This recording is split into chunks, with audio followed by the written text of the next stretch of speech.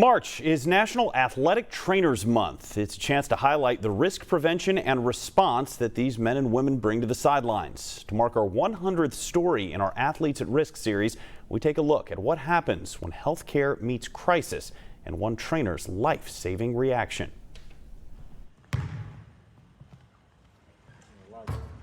The heart of a young basketball player beats in a quiet gym. 17-year-old Zaharias Hillman lives for the game. The last time Z was on the court, he was a mini highlight reel. Steals, dunks, he was on fire. He checks the marks. He has heart, he don't quit, he plays hard, he's tough. It was a normal night for the senior forward at Shaw High School in East Cleveland. The only thing that stood out to me prior to halftime was him pulling on his jersey, telling me to take him out. I thought I was dehydrated, so I had to come out the game, drank water. I laid on the floor for a little bit because I was like, what's going on?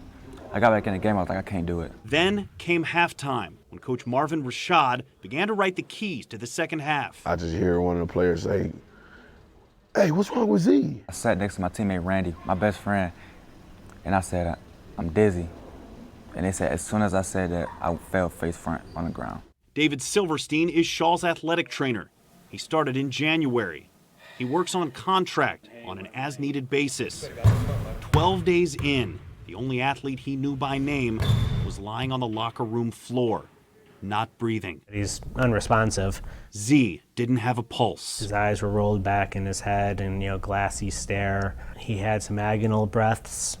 Decided I couldn't really wait any longer and, started chest compressions. From where I was standing in the locker room, I'm just looking at the AED machine. I'm like, man, we never had to use it, but it was like a reality.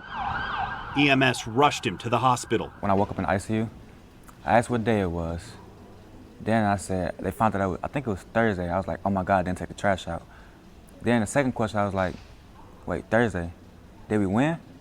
She said no. And I knew we had a game Friday. I was like, can I play?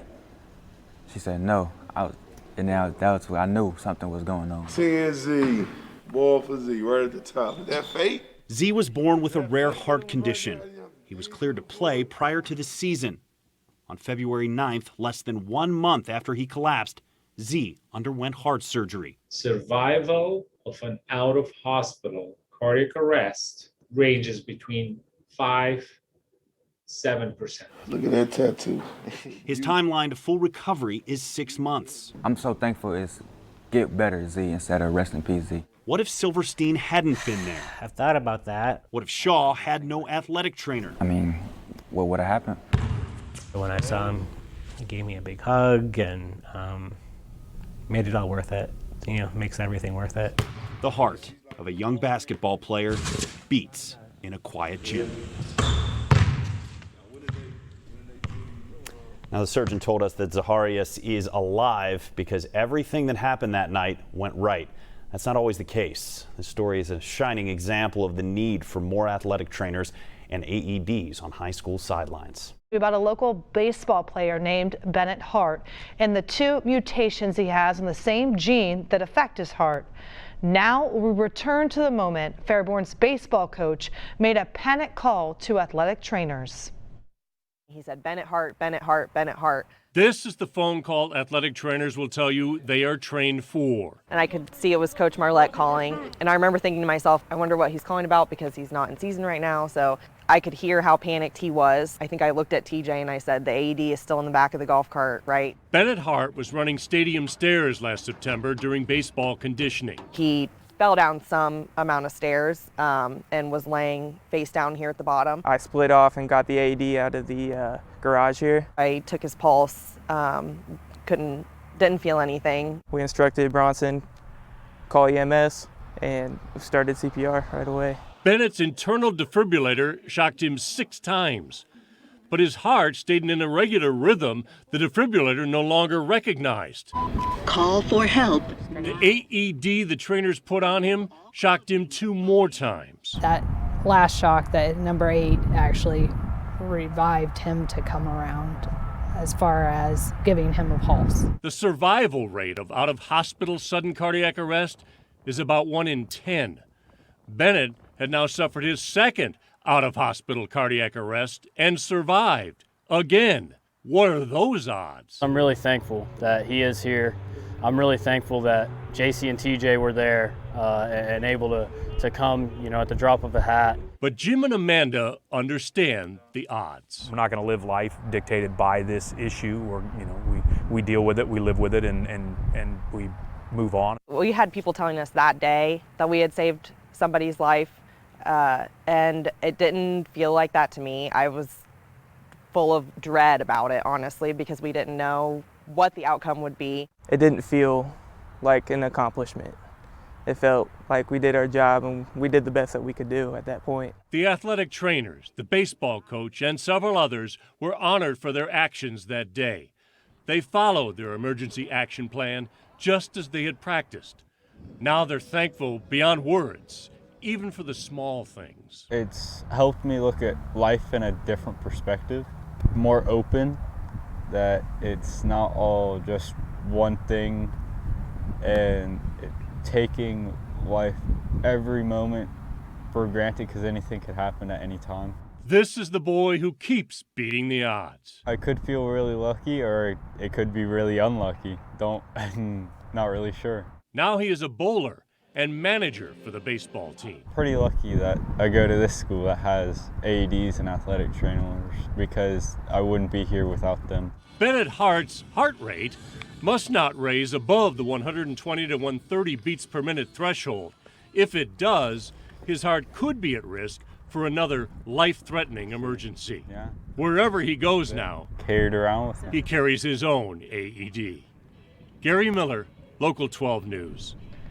Wow, incredible story. Heart experts say sudden cardiac arrest in athletes is a largely survivable event with prompt treatment and access to an AED. This story we showed you highlights why schools should have an athletic trainer, AEDs, and an emergency action plan. Ongoing series Athletes at Risk, we take a trip north to a small town outside Bowling Green called Tontogany, where for more than 2 decades an athletic trainer has been doing more than saving athletes. Gary Miller has the story you'll see exclusively on Local 12. In Tontogany, the fields will be ready for harvest soon. Go. And the football will be snapped beneath Friday night lights too. Go! Drive, roll! Entering a new season, everything feels the same. One more outside. Otsego football coach Matt Jerwa has been at the helm in his community for 9 years. The school's athletic trainer, Jen Mag, has been there even longer, just shy of a quarter century. But the truth is, their trust in each other in the off-season created a victory you can't find on the gridiron. You trust what that person's saying, and you believe what they're saying. Typically, when you see an athletic trainer, they're evaluating an athlete after the play. But their care often extends to the sidelines and even the stands, even when it's not game day. I'm willing to help anyone that comes and asks. Back in the spring, that came in the form of a phone call from the football coach. He was like, hey, I just need some, need to know what you think about this. And he was saying how he had left leg pain. It was coming from his back. My back's really tight. My pain's going down into my leg, and it's just not normal. He's like, but what's weird is my left arm and my face are tingling. So then all of a sudden in my head, I'm like, oh no, that's not good, because that's not right. Jen and Matt's wife exchanged these texts. Jen thought Matt was having a stroke. Mostly it was just the tingling, because when you think about strokes, you go by the BFAST. BFAST stands for balance, eyes, face, arms, slurred speech, and timing. Within an hour, Matt went from walking out of school to being unable to walk into the hospital.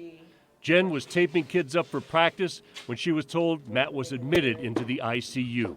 He spent 5 days in the hospital. Essentially, it was learn how to walk again. Then it was, now I'm starting to jump rope, skip, starting to jog again, things like that. It's a topic, though, that neither really talks about today. We were texting back and forth and stuff, It was pretty emotional, so it was. Obviously, I thanked her.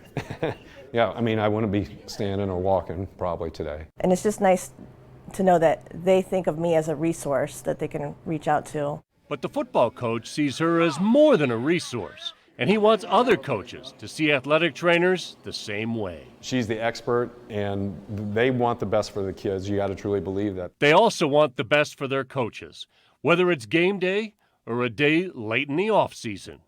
Gary Miller, Local 12 News. Strokes are the leading cause of death in the U.S., but the CDC says about 80% of them are preventable. During a stroke, every minute counts. That's why the slogan, "Be Fast," is crucial to help spot the signs and symptoms.